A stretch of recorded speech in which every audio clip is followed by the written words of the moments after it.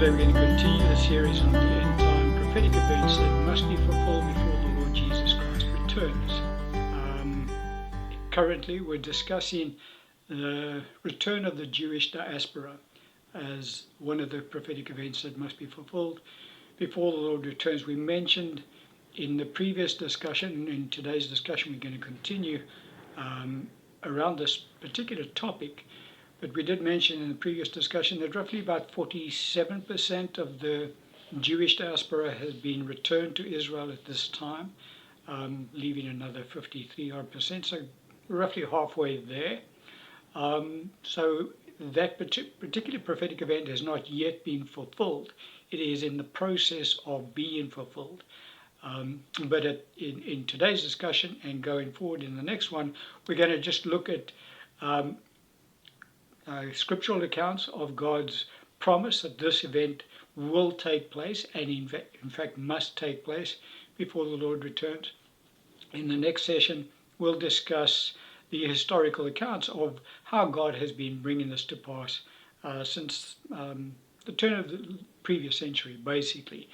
As an aside, I just need to mention about the fact that in the previous discussion we did talk about the two gatherings of Israel. There's the nation of Israel and there's the Israel of God, which is the church. And the scripture does talk about two separate gatherings. With regards to the gathering of the nation of Israel, God is doing that over a period of time, over a number of decades so far. It's been almost 100 years already that God has been gathering the nation of Israel. And so that gathering is not the same as the gathering of the church, which is the Israel of God. When God gathers the Israel of God at the end of the age, that's the event of the rapture, which takes place, as Paul talks about, in the blink of an eye. And so at the end of the age, God gathers all of the church together at one time, instantly. Whereas the nation of Israel, God's gathering of the nation is taking place over a period of time. And so that kind of differentiates the two different gatherings on that particular issue. But we're going to look at a few scriptures today, about 3, and those scriptures will just give us more insight as to what God is doing and how he's going about bringing about this event of the gathering of the nation of Israel into the land of Israel, i.e. the return of the Jewish diaspora. The first passage of scripture we'll open up with is in Jeremiah 33.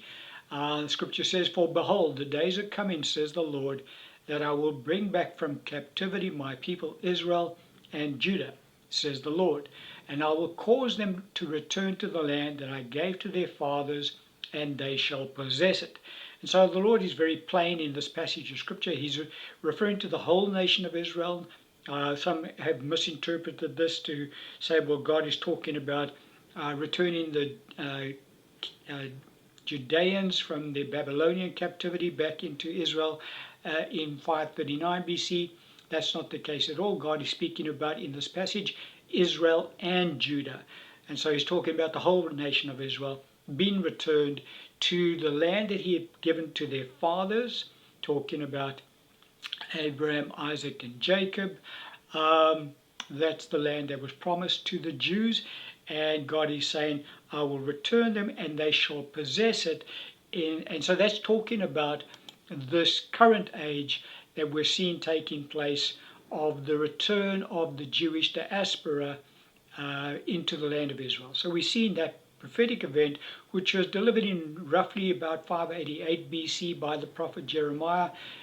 It's been fulfilled 2,500 years later, and we're watching that prophetic event unfold even today. Next passage of scripture is a bit lengthy. We're going to read the whole passage and then we'll unpack it. Ezekiel chapter 20, verse 32 to 44. Scripture says, "What you have in your mind shall never be," God speaking, "when you say, we will be like the Gentiles, like the families in other countries, serving wood and stone. As I live, says the Lord God, surely with a mighty hand, with an outstretched arm, and with fury poured out, I will rule over you. I will bring you out from the peoples and gather you out of the countries where you are scattered, with a mighty hand, with an outstretched arm, and with fury poured out. And I will bring you into the wilderness of the peoples, and there I will plead my case with you face to face, just as I pleaded my case with your fathers in the wilderness in the land of Egypt, so I will plead my case with you, says the Lord God. I will make you pass under the rod, and I will bring you into the bond of the covenant. I will purge the rebels from among you, and those who transgress against me. I will bring them out of the country where they dwell, but they shall not abide in the land of Israel. Then you will know that I am the Lord. As for you, O house of Israel, thus says the Lord God, go serve every one of you his idols, and hereafter, if you will not obey me. But profane my holy name no more with your gifts and your idols. For on my holy mountain, on the mountain height of Israel, says the Lord God, there all the house of Israel, all of them in the land, shall serve me. There I will accept them, and there I will require your offerings and your firstfruits from your sacrifices, together with your holy things. I will accept you as a sweet aroma when I bring you out from the peoples and gather you out of the countries where you have been scattered. And I will be hallowed in you before the Gentiles. Then you shall know that I am the Lord when I bring you into the land of Israel, into the country for which I raised my hand in an oath to give to your fathers. And there you shall remember your ways and all your doings which you were defiled, and you shall loathe yourselves in your own sight because of all the evils that you have committed. Then you shall know that I am the Lord, when I have dealt with you for my name's sake, not according to your wicked ways, nor according to your corrupt doings, O house of Israel, says the Lord God. And so the Lord gives us quite a bit of an insight as to this event of the return of the Jewish diaspora in this particular passage of Scripture.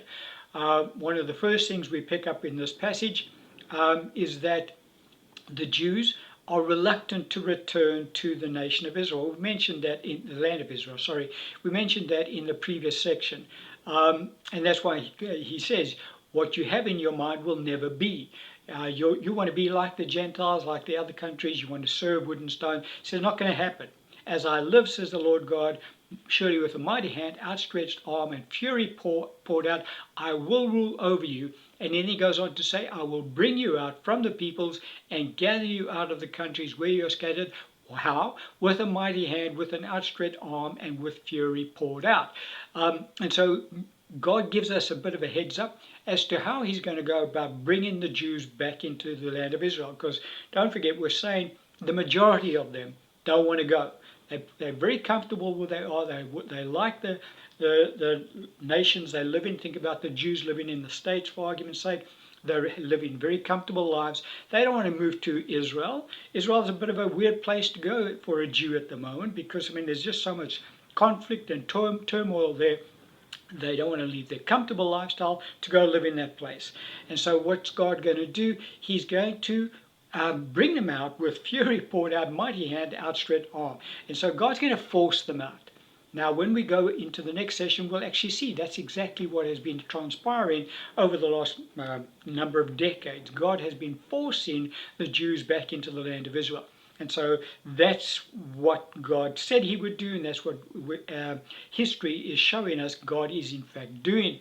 Then he says that I'll bring you into the wilderness, and then I'm going to plead my case with you face to face.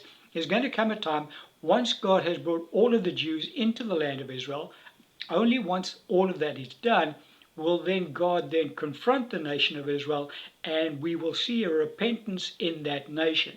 Not happening at this time, because that's not God's agenda. His agenda is first he'll bring them in, and then he's going to sort them out.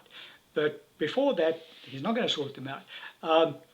He says, I'm going to make you pass under the rod, and I will bring you into the bond of the covenant. What does that mean? Well, under the Old Testament, when the shepherd would count his sheep, he would pass them under the rod. He would count them off with the rod as they passed him. And so all God is saying here is no Jew will be left out. He's going to bring them all into the land of Israel. They'll be coming in, a lot of them kicking and screaming, not wanting to go. Nevertheless, God's going to do it. He even talks about bringing the rebels in.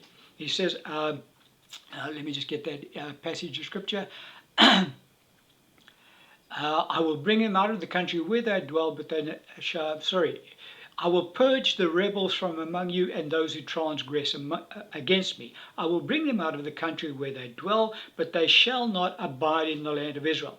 And so even the rebels, God is going to be bringing into the land of Israel, but he's going to deal with them in the land of Israel. He's going to purge them when Israel goes through her complete transformation. Not going to happen now. It's going to only happen as we get into future events in prophetic accounts in what God is doing in Israel at this particular point in time.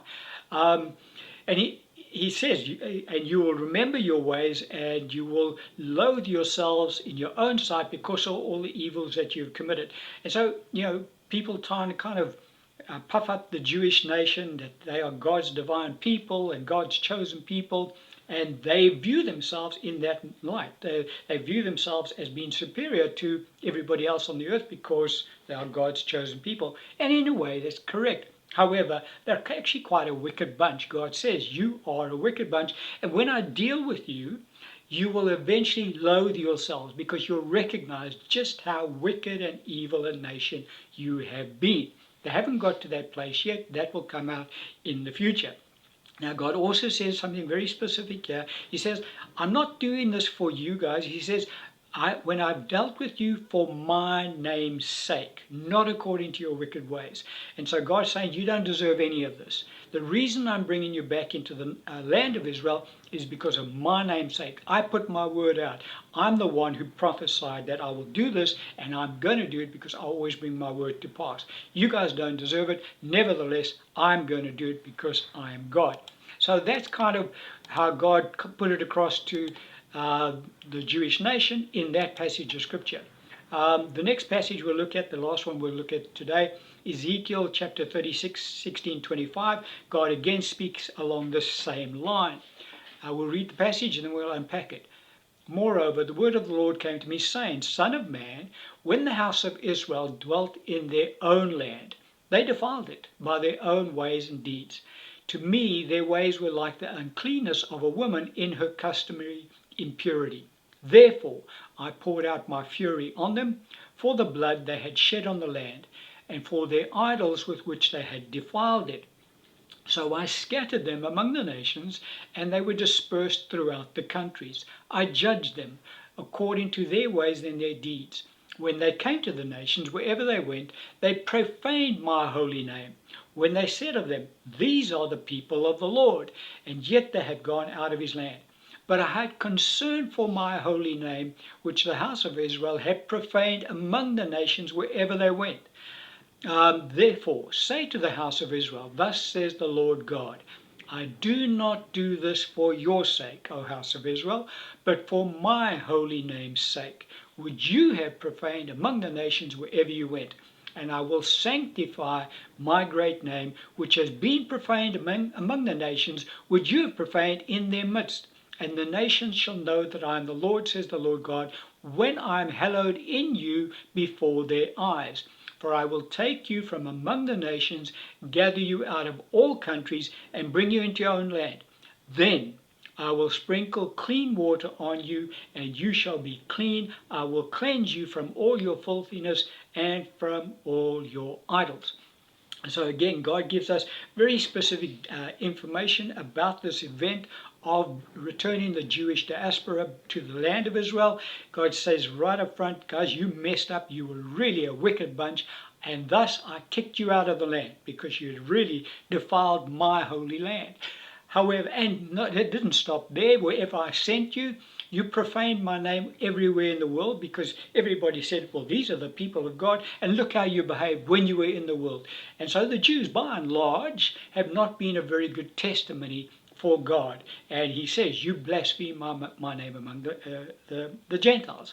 A lot of Gentiles, they look at the Jews and they say, if this is what God's people are like, we don't want anything to do with that. And so God says, enough's enough. Anyway, he goes on to say, but I'm going to bring you back. Now, why am I going to bring you back? It's because I will sanctify my great name. He says, I'm not doing it because you guys deserve it. I'm doing it because I've given my name on this issue, and this will come to pass because I will bring it to pass for my great name's sake, says the Lord. Now, when he has brought them all in, only when they're all in. So first, God is restoring the borders of Israel. That's his agenda. Second on his agenda is to return all of the Jews, kicking and screaming, most of them. Nevertheless, he's going to bring them all in. Once they're all in, it's at that time that he will then sprinkle clean water on them, and they will be clean, and they will be cleansed from all their filthiness and all of their idols. A national repentance will take place in the nation of Israel. Not everybody is going to repent. Obviously, we'll deal with that in another session. We're not going to discuss that today. But the point is that's God's agenda. First, restore their borders, then return all of them, and then clean their act up. So basically, that's the scriptural account of God's restoration of the Jewish diaspora that we're witnessing taking place at this point in time. We're seeing this prophetic event unfolding.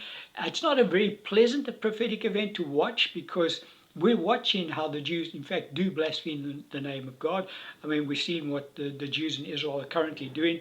They're very pro-genocide, really, and God will have to deal with them on that issue as well. But that's pretty much what we want to discuss in today's session. In the next session, we want to have a look at the actual historical account of what God has done in bringing the Jewish diaspora into the land of Israel up until this point.